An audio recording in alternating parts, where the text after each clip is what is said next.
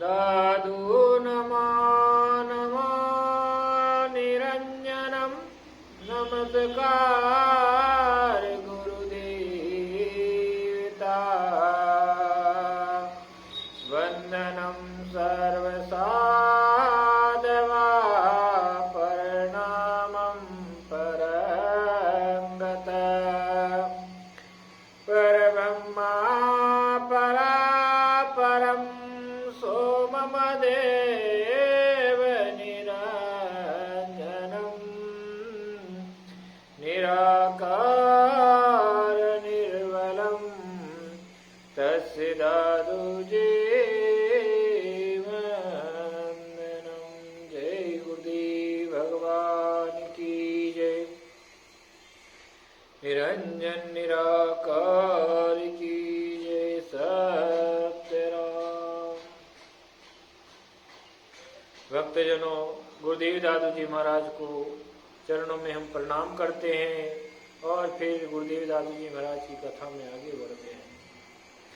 आज गुरुदेव और बादशाह अकबर की कथा का जो समय है वो 13वां दिन का है। 12 दिन की कथा पूर्ण हो चुकी है। गुरुदेव दादू जी महाराज जब 13वां दिन उदय हुआ तो गुरुदेव दादू जी महाराज तो अपने बगीचे में विराज रहे थे और परमात्मा का भजन कर रहे थे। वहीं बादशाह अकबर, बीरबल और भगवान दास जैसे भक्तजन सुबह उदय होते ही गुरुदेव दादू जी के पास बाग बगीचे में गए और गुरुदेव दादू जी को प्रणाम करके सभी बैठ गए। सत्संग के लिए बादशाह अकबर ने गुरुदेव दादू जी से प्रश्न किया कि प्रभु, आप जिस परमेश्वर का परिचय आपने दिया है वह परमेश्वर किस दिशा में रहता है, उसका घर कहाँ है। तब गुरुदेव दादू जी महाराज ने कहा कि परमेश्वर तो सभी दिशाओं में रहता है और इसी से लक्ष्य करके एक पद गा के सुनाया। वो पद इस प्रकार था। दादू मुझे ही माही में रहूं, मैं मेरा घरवार मुझे माही में बसो, आप कहे करतार। दादू में ही मेरा हर्ष में, मैं ही मेरा स्थान, मैं ही मेरी ठोर में, आप कहे रहमान। दादू में ही मेरे आसरे, मैं मेरे आधार, मेरे तकिए में रहूं कहते सिरजनहार। दादू में ही मेरी जाति में, मैं ही मेरा अंग, मैं ही मेरा जीव में, आप कहे प्रसंग। इस प्रकार गुरुदेव दादू जी महाराज ने पद के माध्यम से बादशाह अकबर को समझाया कि मैं अपनी महिमा रूपी देश में रहता हूँ, मेरा घरबार मैं ही हूँ, मेरा निर्विकार स्वरूप मेरा कमरा है और स्वयं भगवान ही मेरा निर्विकार स्वरूप मेरा कमरा है और मेरा संपूर्ण ब्रह्मांड की रचना ये मेरा देश है।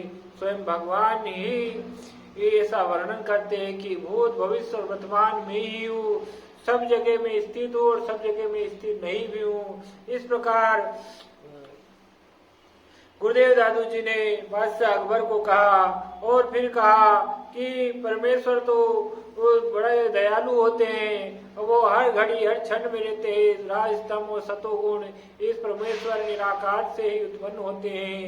उसके बाद में फिर बादशाह अकबर ने प्रश्न किया कि भगवान उसका मुख किधर है और कहाँ वो विराजता है। तब दादू जी महाराज ने उनके उत्तर में एक और पद गा के सुनाए। सभी दिशा सो सारिका,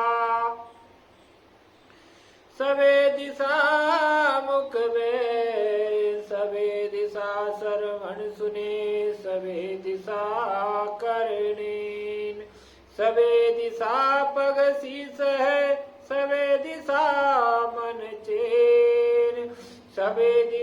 सम्मुख रहे सभी दिशा गंगेन।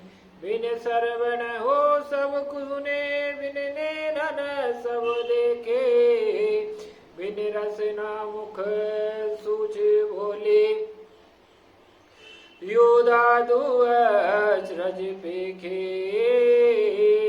सब अंग सब ही ठोर सब सर्वंगी सब सार, कह गए देखे सुने दादू सब का दीदा। परम तेज परापरम परम ज्योति परमेश्वरम, स्वयं ब्रह्मा सदा ये सदा, दादू अब चल स्थिरम।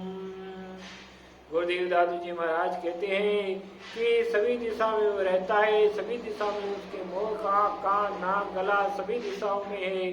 वह नहीं होते हुए भी हैं और होते हुए भी सबको ग्रहण करते हैं। बगैर हाथ पैर के चलते हैं, बगैर हाथ से काम करते हैं, बगैर मुख से बोलते हैं, बगैर नैनों से देखते हैं। संपूर्ण ब्रह्मांड के अधिपत्य जो ब्रह्मांड को रच रखा है, पर ब्रह्मांड का मालिक शरीरधारी भी हो सकता है और निराकार निस्वरूप भी हो सकता है। इसका कोई उसका परम तेज का जो ज्योति स्वरूप है, जिसकी महिमा बखान करना दुर्लभ है। मेरी वाणी क्या उनकी महिमा को बखान कर सकती है? नहीं कर सकती। वो ऐसे परम तेज ज्योति स्वरूप में समाये हुए ऐसे परमात्मा की हम वंदना करते हैं और वो सदा एक जगह स्थिर रहता है, न घटता है न बढ़ता है। इस प्रकार गुरुदेव दादू जी महाराज ने बादशाह अकबर को उत्तर दिया। तब बादशाह अकबर ने गुरुदेव दादू जी के प्रश्न को उत्तर को सुनकर फिर प्रश्न किया कि तेज तो सूर्य में होता है, इसका मतलब आपका आराध्य देव सूर्य है। तब गुरुदेव दादू जी महाराज ने फिर एक पद गा के सुनाया। वो पद इस प्रकार था, दादू जाते सब उपजे चंद्र सूर्य आकाश, पानी पवन पावक किए धरती का प्रकाश, काल कर्म जीव उपजे माया मन घट श्वास, तैरे तारम ताराम है सहज सूट सब पास। दादू जी महाराज कहते हैं जहाँ से सूर्य और चंद्रमा उत्पन्न होते हैं और चंद्र और 9 ग्रह उत्पन्न होते हैं, आकाश वायु अग्नि जल पृथ्वी, और जहाँ से प्रकट होते हैं और उस निराकार स्वरूप जिसकी सत्ता माया द्वारा काल द्वारा ग्रसित नहीं है, जो माया का आधिपत्य जिसका चलता है, इस निराकार स्वरूप जो सांसों में समाया हुआ है, मन रूप में अंदर विराजमान है, हृदय में विराजमान है, उस परमात्मा उस परम देव की हम आराधना करते हैं और उसी की वंदना में रहते हैं। वह सूर्य ऐसे अनेकों सूर्य वहाँ से उसका तेज है, वहाँ से उत्पन्न होते हैं और कई कोटि सूर्य मिलकर भी उस प्रकाश को भेद नहीं सकते। इस प्रकार गुरुदेव दादू जी महाराज ने बादशाह अकबर को परब्रह्मा के रूपी संबंधी शब्द में ब्रह्मा की गति बताई, ब्रह्मा की स्थिति बताई, ब्रह्मा का घर बताया, ब्रह्मा का परिचय दिया। गुरुदेव दादू जी महाराज के उत्तर सुनकर सभी श्रोतागण बहुत खुश हुए। भक्तजनों ने कहा धन्य हो धन्य हो। इसी प्रकार गुरुदेव दादू जी महाराज ने कहा कि परब्रह्मा परापम सो मम देव निरंजन, जो परब्रह्मा परापरम वो मेरा देव है, मैं निरंजन है, मैं नित्य घड़ी उसी की आराधना रखता हूँ, वही राम हमारा आधार है। इस प्रकार गुरुदेव दादू जी के उत्तर दिए। तब सभी प्रसन्न हुए। बादशाह अकबर ने गुरुदेव दादू जी महाराज को प्रणाम किया और 13वें दिन का इस प्रकार सत्संग समाप्त हुआ। भाइयों सभी अपने अपने भक्तजन सब अपने अपने घर को चले गए। राजभवन को बादशाह अकबर चले गए। गुरुदेव दादू जी महाराज नित्य क्रिया के साथ में फिर परमात्मा के भजन में लग गए।